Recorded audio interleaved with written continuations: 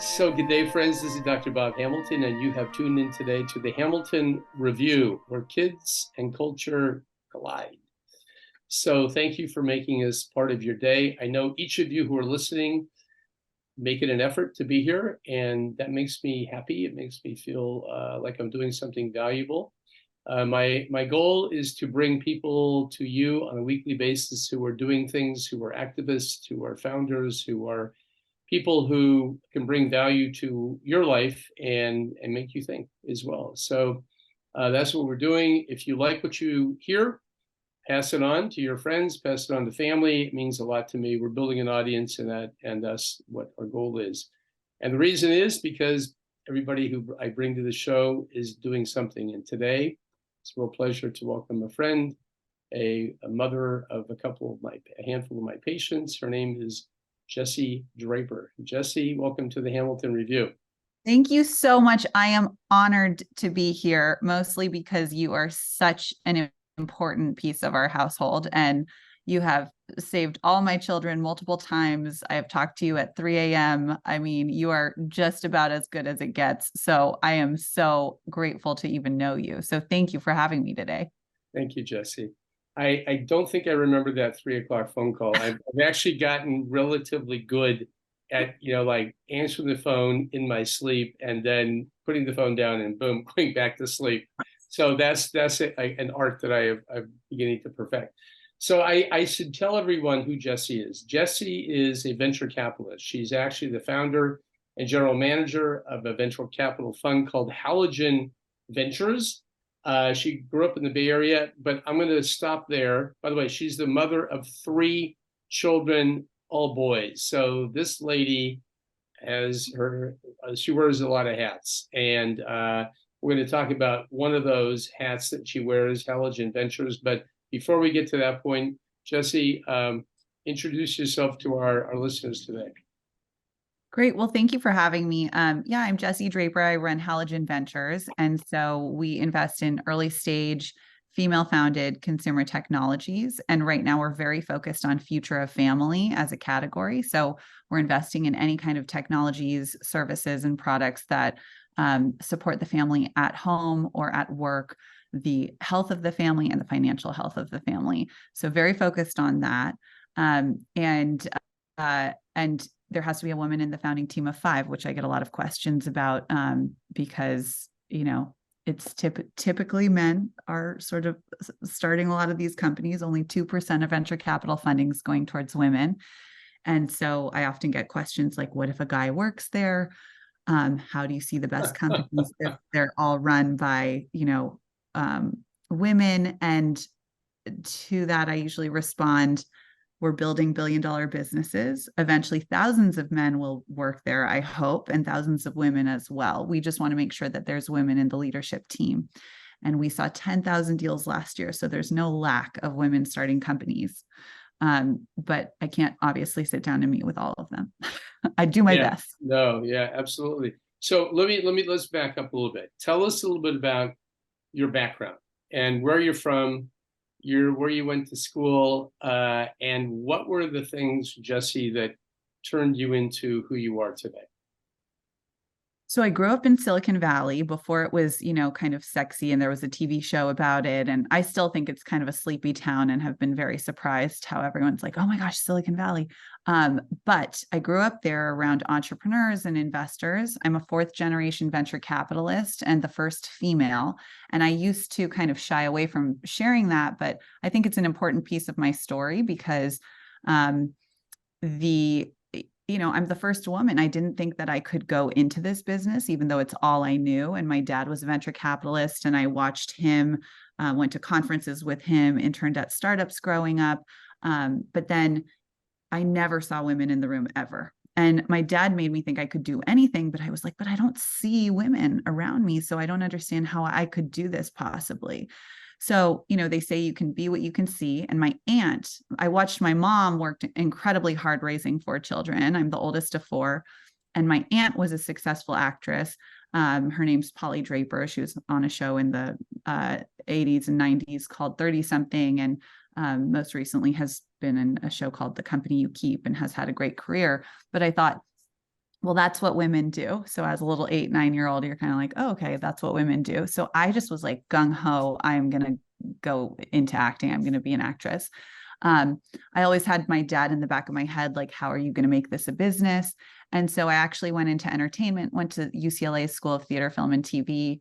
And I did a bunch of business programs and was still doing some interesting internships, but I wanted to be an actress. I had some success being an actress after I graduated. I was on a Nickelodeon show for a little while, and did a bunch of movies. But I think that entertainment like didn't know what to do with me because I was just constantly like, I was trying to meet with everyone I possibly could. I would sit down with these, I'd say, you're a writer. Can I read what you're writing? Hey, you know what? I could play this role. You don't have to pay a casting director. Like for, I could play this little waitress role. You only have a couple lines. You don't want to like hire someone to cast someone, and I got more roles doing that than auditioning, which may say something.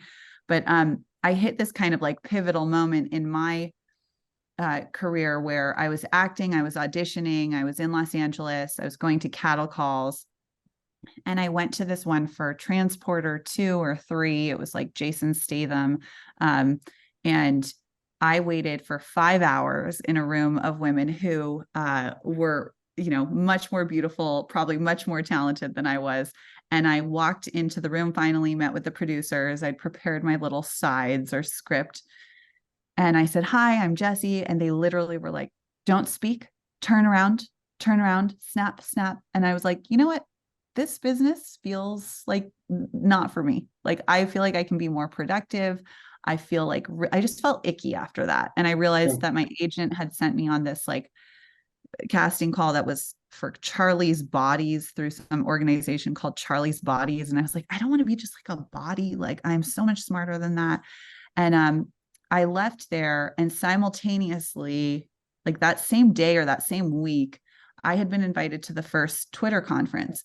It was 2008-ish, and it was at the Skirball Center. And because I was this Z-list celebrity on a Nickelodeon show, I was invited to this thing. And so I went, and I felt weirdly comfortable around all of these guys in hoodies and suits. And I knew something interesting was going on with Twitter and with YouTube at the time. And so that day I made this decision that I was going to kind of like take more control of my career. And I combined these two worlds of entertainment and then of business and technology. And I knew there was something interesting going on with social media. I was like an early Twitterer, if you will. Yeah. Now there's a lot of drama around that, but I don't even know what it's called anymore. It's called X or X. Yeah. I think he bought it and he changed. Listen, I think this guy wants to make a mark in everything he touches. So he's been busy. By the way, I think I just read today that he's the #1 rocket guy in the country right now. Did you see that? That Elon Musk is his rocket. He's shooting more rockets in the sky than anybody. So he's a remarkable guy. But anyway, he put his mark on it. Well, speaking of Elon, I combined these two worlds and I created one of the first tech talk shows. So this is back 2008, again, 2009. Let me take you back to the blogosphere time before the most female empowerment movement and or the most recent movement. And I know it was one of the first tech talk shows because before Elon was on the cover of magazines, I had him on my show. I had Eric Schmidt, the former CEO of Google. I had all of these incredible entrepreneurs. And I had him shoot off a rocket with me. I had him eat escargot. And it was this very silly, fun show. I think he and I have both wished that interview would like die on the internet, but it's still there. And it gave me my career. And, after 2 seasons of this tech talk show, I realized I'd only interviewed men in tech, and I love men. I have 3 boys. I have 2 brothers. I have an incredible dad, incredible grandfathers, and I've been raised by them. But I was like, something needs to change here because I didn't think I could go into technology because there were no women. So I made an initiative to interview 50% women in tech, and they came. And this was like early days of Rebecca Minkoff and the Gilt Girls, who'd sold their company for like 200 million, and Rent the Runway, which just went public. And I had them on my show. And then I had Sheryl Sandberg, who it was before anyone knew who she was. She hadn't even really Lean In. And really, like, the show took off in a way I didn't ever anticipate. It was like Mark Cuban and Anish Chopra, the first CTO of the United States of America. And we took the show to TV. I built out a tech news blog around it. We acquired a tech news blog in Los Angeles. We were one of the first video content companies to partner with Forbes.com and Mashable and any kind of like tech news site I could find, because video content was very new back then. Yeah. And so started that, and then ultimately realized women needed this exposure media wise, and I was giving that to them, but they also needed funding. So first I was trying to find a lot of these companies started pitching me, and they'd say, hey, you know, we'd love to be on your show. And sometimes I'd say, you're too early for the show, because I quickly learned you couldn't have a very early stage startup on the show when it took a month to turn it around, and then sometimes 2 months to release it. And you know, you never know. Sometimes these companies go out of business, and then you're like, okay, well, in 2 months. Yeah, exactly. Yeah. It's kind of like, so I only had like later stage deals on. So I'd find these great companies. And so I started writing tiny checks or finding them funding or negotiating sweat equity. And one deal I wrote a very small check to, I ended up Benchmark, which is a large fund in Silicon Valley, came in, marked it up significantly. And I sold secondary for a 26x return in less than 18 months because I was a small investor and they wanted to clear out a bunch of the investors. Everyone else ended up losing money in that deal, including Benchmark, except for me. So then I had this sort of interesting track record, and I went out and I used that then to raise my first fund. We're now in the middle of the raise for our third fund, and we're investing in women. So it all kind of goes, you know, I just really want to make sure that there's more women in technology, women in leadership positions. And then also there's so much great data around diverse teams. Diversity of age, race, and gender creates a better business, better returns overall. And so we're really betting on that, and it's going really well. We sold a company to Twitter before they were X. Way to go. So, you know, yeah, I have actually seen those studies where when you actually work with a holistic, I guess, a broader array of people, you actually do better. I think it's common sense, but the reason is, of course, is because people come to the table with different ideas. They come and they sit down and they talk. And when you actually sit down and have conversations with people coming from different places of the world and different, women, men, they actually, they augment each other. And I think that, you know, that's kind of like, to a degree, I think is a representation of marriage. And when you have a boy and a girl, and boys have one way of thinking, girls have another way of thinking, but when you put them together, they're kind of a 1-2 punch, and you kind of have this a more stable entity known as a family, which I happen to be a big proponent of boys and girls getting together and making families, because it's my business. If you guys don't do that, there aren't babies. And guess what? Dr. Hamilton is out driving Uber. All right. Nothing wrong with Uber. Did you invest in that one too, Jesse? I didn't invest in Uber. No, I did not. All right. I wish you're throwing around a lot of big time names. So I have to say I'm very impressed with what you've done. Are you still doing the tech TED Talks? No, it was very silly back. I probably stopped doing it about 12 years ago, 10 years ago. No, one day maybe I'll bring it back. It was I painted the world pink. It was called the Valley Girl Show. Very funny. But no, I mean, I'm 100% investing in these companies, and we now have 72 businesses. So they keep me very busy, and 85 investors to report to, which is a lot. So this is my, full-time job, but I love I still kind of keep a foot in the media. And because we invest in consumer tech, like your incredible company, we're not invested in yet, but we love media to help get these products out there too. Good for you. That's great. So tell me, just kind of backing up a little bit, and talking a little bit about these companies that you're investing in. What are you looking for? I mean, when you see a company, you must have a lot of people pitching you companies all the time.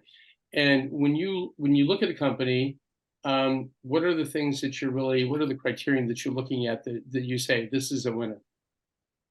Such a good question. And, right now, I think what ties into what you do, which is the most important job in the world, as far as I'm concerned, and I don't know how you do it. I have to just tell your audience, I had 3 early babies. I had 3 babies a month early. I just bake them in 8 months. I don't know. And you were there every time. You always make time. You came to the NICU every single day. You were just a magical, magical human being. I'm so grateful to know you. But what ties in with kind of what you do is we're really focused on this idea of future of family. How do we make lives easier for families, and what technologies would make that more efficient? So we have companies like Binti, which is putting adoption online, and they now work with social services agencies in 30 countries across the United States, but 30 states across the 30 states across the country. And they have some software products that help better match children with families, because until they created this, social service agents were simply writing. They had hundreds of cases of families, hundreds of cases of children, and they were matching it all by hand still. And, Felicia, the founder of Binti, said, I can do this so much more efficiently with technology. She said, what do you need? What should I build? And she met these social service agents in their cars, and they'd have Post-it notes. It was like family of 5 looking for toddler. So they created their first product was a matching technology, and they now have 5 products that they sell into the government. And they matched 60% more children with homes last year than had ever been matched before. And that was almost 100,000 kids, which is so incredibly important in this country. And we're really tackling a lot of very unique problems like that, trying to build better. There is a lot of intersection with the government in some of what we do. We also have WeCare, which has 66,000 in-home vetted childcare facilities. They're like the most affordable option we've found for childcare. We're tackling a lot of, I'd really like to make childcare affordable for all. And we're looking at businesses that help that happen, and also create billion-dollar businesses while they do it. So in terms of WeCare is like, going back to WeCare real quickly, Jesse. WeCare is basically a babysitting company, or a childcare company? What is that? No, so they have 66,000 in-home childcare locations. So like, say your next door neighbor wants to start a tiny preschool or daycare. They would come and vet that childcare educator, make sure they have everything set up, help them get it set up. And then they're the technology overlay to all of these locations. So that if you're going to a WeCare, it's just well vetted. They also offer employer benefits, and they work with the government and have a great government subsidies program that LA Times wrote up a couple of months ago. And they are, just making it much more affordable. Childcare is unaffordable for 99% of the population. I mean, in Los Angeles and New York, they're paying, people are paying $100,000 for a nanny, or $40,000 to $50,000 for a private preschool. So we're really targeting this 0 to 6-year-old. And what can we do for that community of children? How do we help take care of them with technologies, with facilities? And we're building these businesses kind of around that, which has been really fascinating. And so that's one sector that we're very focused on. Then we do some consumer healthcare, and then some fintech as well. But in terms of what we look for, to answer your question, there has to be some really unique, interesting product. We invest super early, so it really is about the people. So I'd say founder is first and the most important. I spend a lot of time with them. I get to know them. I, make sure they're in it for the 10-year marathon, and, figure out what their strengths and their weaknesses are, make sure they know their blind spots, make sure they have a great team that complements them. And then, and then this product, like a really unique product, something I like differentiated that has some sort of proprietary moat around it. So, a good example would be like, we invested in this company called Tea Drops, and they make this really unique patent pressed, they have this like patent on pressed tea. So they don't use typical tea bags, which are very bad for the environment. They press them into little hearts and stars and they're delicious. And they have this patent around the pressing process. So that's like, it's sort of a different take on more, something you're very familiar with, which is tea. And so we're always looking for something really unique, but it's defensible because they have this patent on that. And then the third thing is some kind of traction. So it could be 1 million in revenue. It could be 100,000 users. But we're investing in the earliest stages. So I never want to scare people too. I also have people come to me who have like clay prototypes of things or drawings, of what it's going to be. And that's a really important piece of what we're doing too. And so I just like to say, show me some traction, like show me data or research on why there's a huge need for this. So I'd say those are the 3 things that I look for kind of first. I'm sure you are amazed by the creativity of these people, because I mean, you get ideas kind of presented to you all the time, and I'm sure that's almost like probably feeds into what you enjoy about your job, is you're constantly hearing new ideas. Yeah, you really do. I love it. It is so creative. It's very interesting.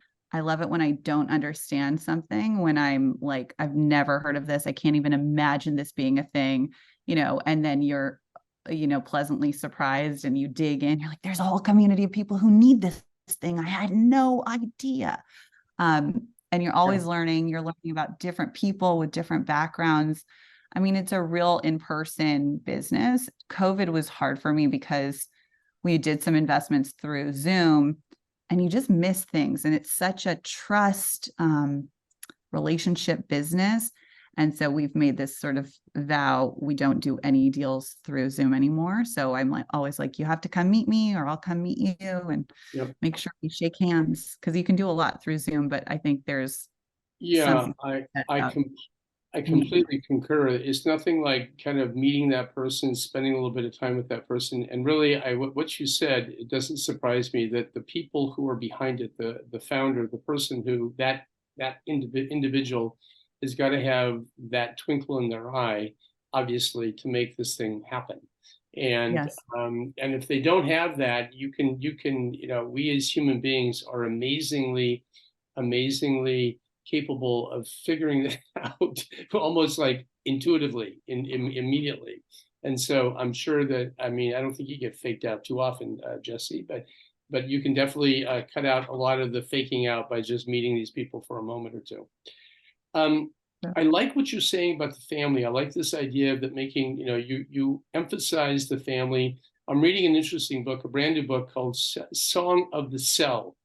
And I look at, and the book is about the cell, the human cells, plant cells, and the amazing complexity of the cells which make up our bodies, of course, millions and billions of them. But I look at the family as being the cell of the community, and ultimately the working unit of really the nation. I'm curious about your thoughts about that. Is that part of your vision? Yeah, I mean, I love what you said there. I think it really is. I think family has been forgotten in a lot of what we do in the United States. It's just kind of, we've failed, especially like children. Just you have not failed children, but the government has failed children. You're taking care of babies every day, but we need many more Dr. Hamiltons. You look at like foster care, it's such a broken system. And that really, when I first got into this sort of childcare focus, it was because I invested in this company, Hop Skip Drive. And it was Joanna McFarland. She's amazing, LA-based founder. And it started as this type service for families in childcare. And then the LA City foster care system reached out to them. And so we started digging into the foster care system. She now works with 30 states foster care systems and provides transportation for these kids to go to and from school.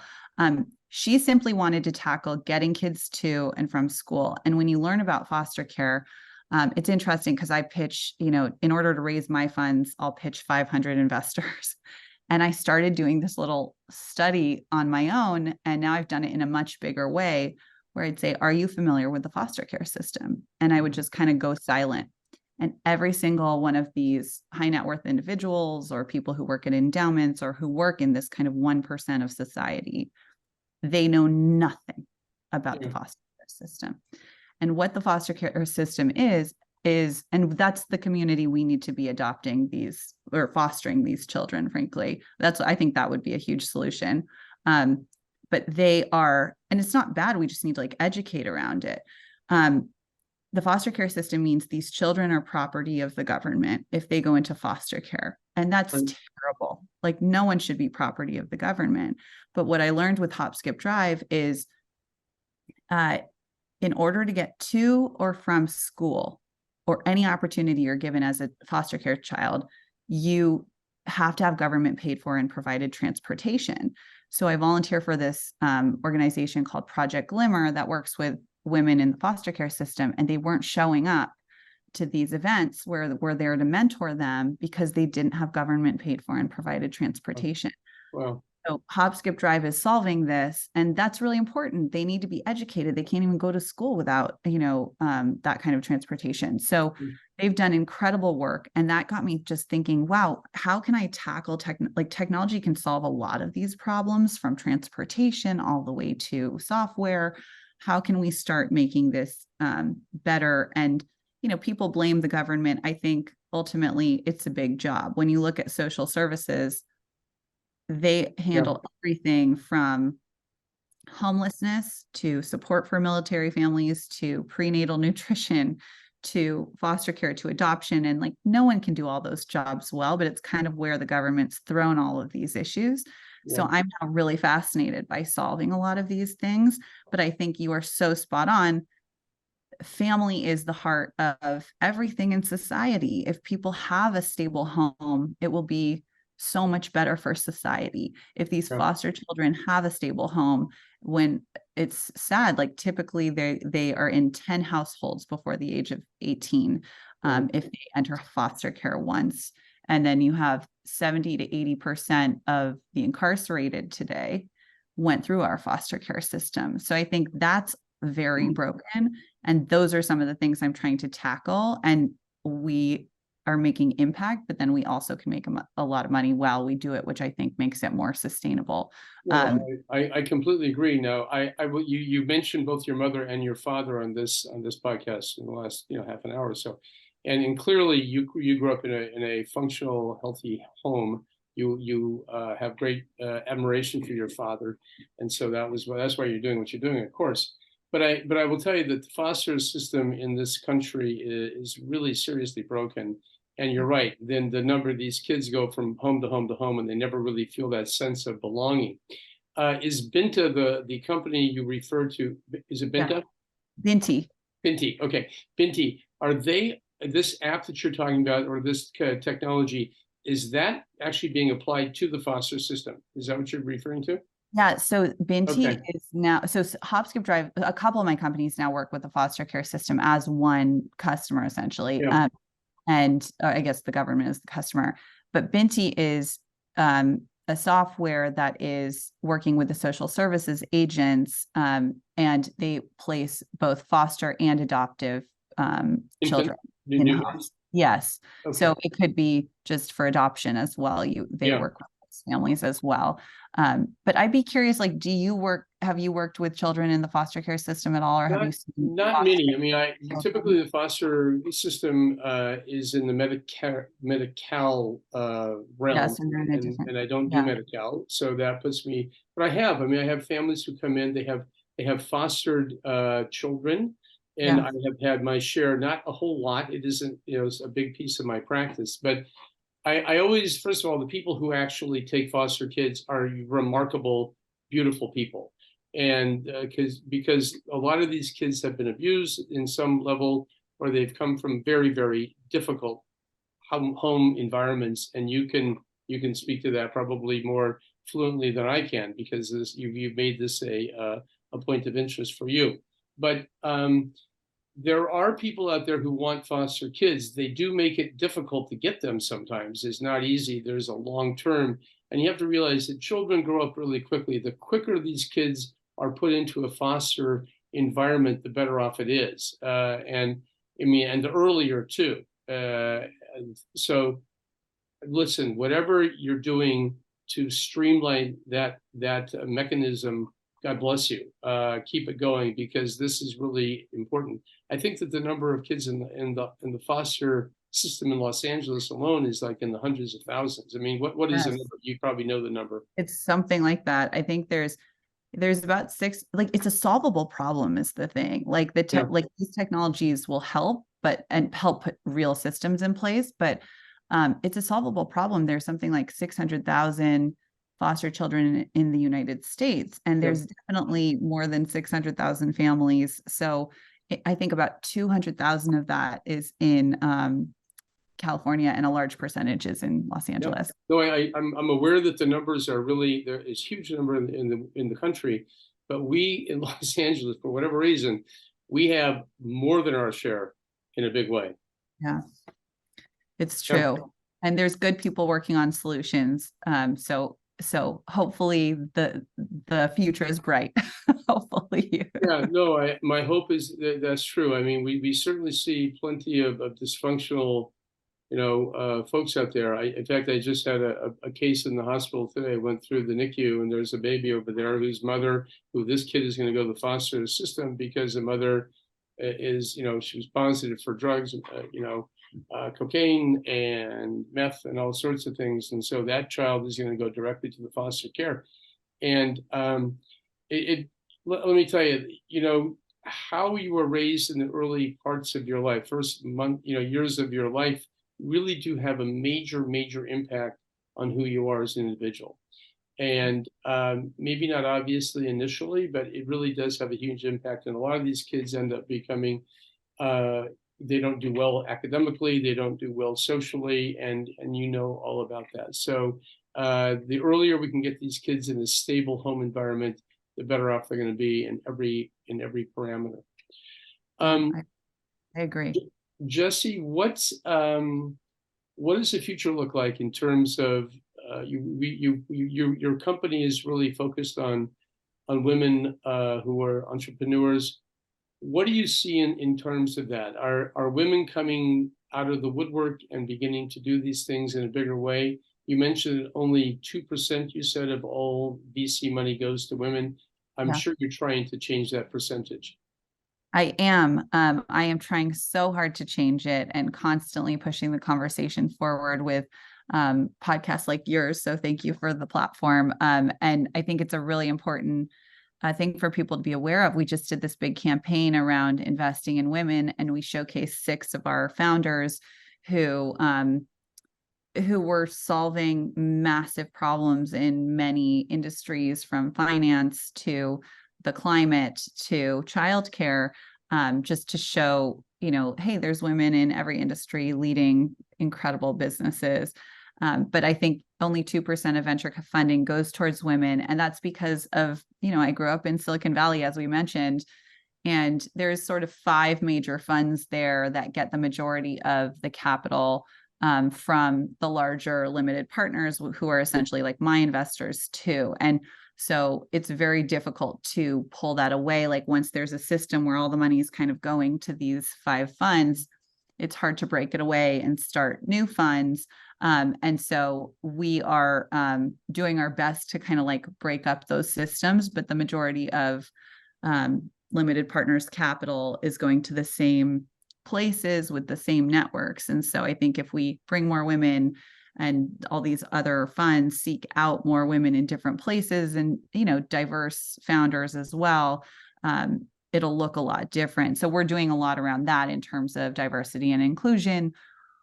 How can we have these conversations? How can we get these great founders in front of all of these other funds too? But really, I think the ultimate problem is actually at the level above my fund. And so even fundraising for me has been fine, but very difficult. And we get a lot of, it's sort of like we're put in this charity bucket, and I'm like, this is a for-profit opportunity. Yeah. Don't compare women to charity. I think that's doing women a disservice, but I sit on this like line of impact, which is super important, and then for profit. And so I have to feel like I have to stay so far away from charity. But I think for some reason, women have been dubbed this like charity opportunity. And so we're just changing that. Women are making that I think that, well, I mean, listen, the number of women who are now in the corporate in the boardroom is definitely going up, and you know that, and I know that too, because they're in my practice. Some of these women are patients of my mothers, and so I think that is a big step. And I do think that what you're doing is a little bit cutting edge. People, I mean, one of the blessings we have in this country is the fact that women have really been unleashed, if you will, from, even a generation or two ago, when there was a very limited, you talk to, mothers and grandmothers in particular, they'll say that there were very, very limited opportunities for women in times short, not too long ago, times past. Now the doors are open for, I think, women to do anything they want to do, from my observation. And I'm sure that as the days go by, you're going to have much more ease in finding people who are not looking at women as being charitable institutions. God forbid, they're hardly anything, or not that at all. They're my observation of my women is that, and definitely when I go to the third world, I spend a lot of time in the third world. And I will tell you, Jesse, places like Africa and other places of the world, women really, they're out there. They're the ones in the marketplace doing a lot of the work, and you know that. Yeah. I just kind of looking at our time here, and I want to be honest with you and honest with my listeners. Just in terms of, people, there are women out there listening to this conversation right now, and they're thinking, "Dang, I have an idea in my mind. How do?" And something maybe that they think is unique, and that they think they can actually build into a business. Can you give them maybe a couple, 2 or 3 ideas on how to take that thing in their brain right now that is kicking around, and something that they have been pondering for a while, and how to put that, put a meat to those bones? I mean, I always think put it on paper first. And if you can create a nice little deck, it doesn't need to be crazy, but just like make a visual of your idea. So then you can show people and walk them through kind of your idea. I would say first put together a little deck and decide, can I fund this personally, or do I need to go raise capital? And if you need to go raise capital and it's a venture backable company, which to me typically means you could potentially sell for $1 billion if you eventually, and I guarantee the majority of the people listening, those ideas you're thinking of right now that you don't even think could get to $1 billion could, and you just have to figure out how. But I think that is, so I'd say put together a little deck, decide if you can fund it yourself, put together the plan, or go raise funding. Yeah. You can reach out to us, halogenvc.com. And we're very accessible online. Jesse Draper, I'm on every social medium. And then also we have a forum on our website as well. And you just start talking to people about it. If you know anyone who might be helpful, who's in an industry that's somehow tangential to like this idea, just say, hey, can I have 15 minutes of your time? I had a couple questions. And let people start kind of poking holes in it. Don't be afraid to tell people your idea. For some reason, a lot of people do that. They're like, oh, I don't want to tell anyone, they're going to steal my idea. It's much more likely that they'll poke a hole in it, and then you'll fill the hole, and you'll actually be better positioned to do, be more successful with this idea. I always think tell as many people as you can. I think once you have some sort of proprietary technology with a patent and all this stuff, you don't want to be like broadcasting your patent or something. But I think it's really important in the beginning to talk to as many people as you can. And then you decide if you need to go raise funding, surround yourself with great advisors, scrape LinkedIn for anyone you'd want to meet, and just I'm all about the cold email. Mark Cuban, I got on my talk show years ago because I cold emailed him. I Googled his email address. It was Googleable then. I don't know if it still is. And I emailed him every other month. And I was like, will you be on my show? Will you be on my show? He was always very nice. He'd write back, no, nope. And then 2 years later. And by the way, if I can interject here, it took me a long time to get Jesse Draper on this show. So I just want you to know, a tit for tat there, dear. But eventually he emailed me 2 years later, and he was like, I'm in San Francisco. I can do it today. I wasn't in San Francisco because I lived in Los Angeles, but I figured it out and I got there and I found a camera guy and like the whole thing. We did the interview. And so I'm all about the cold email, reach out to the people who you think could be helpful and learn as much as you can from them. And then know your strengths too, and figure out what holes you need to fill for yourself. Never have an ego about it. You're trying to build the best business you can. But I guarantee the idea you're thinking about right now that you're trying to get out there is a good one. And you're the only one who can see it. So don't let people discourage you also. I feel like you get a lot of no's in the beginning, and that's just because you're learning and it's part of the process. When I raise my own funds, I pitch 500 investors on average, have 1 million, like all these meetings. And, I'll get like 50 of them will say yes. So you have to get through the no's, and it's just part of the process. Don't let that discourage you. It's amazing. Okay, well, friends, we're gonna leave it there. Jesse Draper, you're an amazing person. Thank you so much for taking the time. How are you? Pardon? You are an amazing person. I'm so I mean, lucky. I guess we all have our strengths in our own different little ways. But you are not only, by the way, friends, not only is she doing all this stuff, which is pretty impressive, she's also a mother of 3 boys who are great kids, by the way. You have a great husband too, who I know helps you in that endeavor, but you're doing a good job. You somehow managed to balance the 2 worlds in a very beautiful way.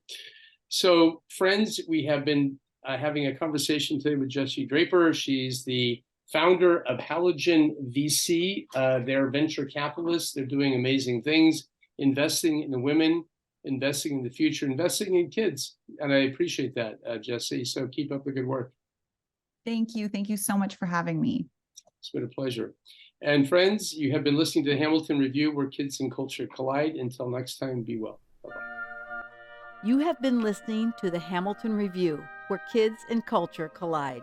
Thank you for allowing us to be a part of your day. Tune in again next week on Apple Podcast. Rate and comment and tell a friend.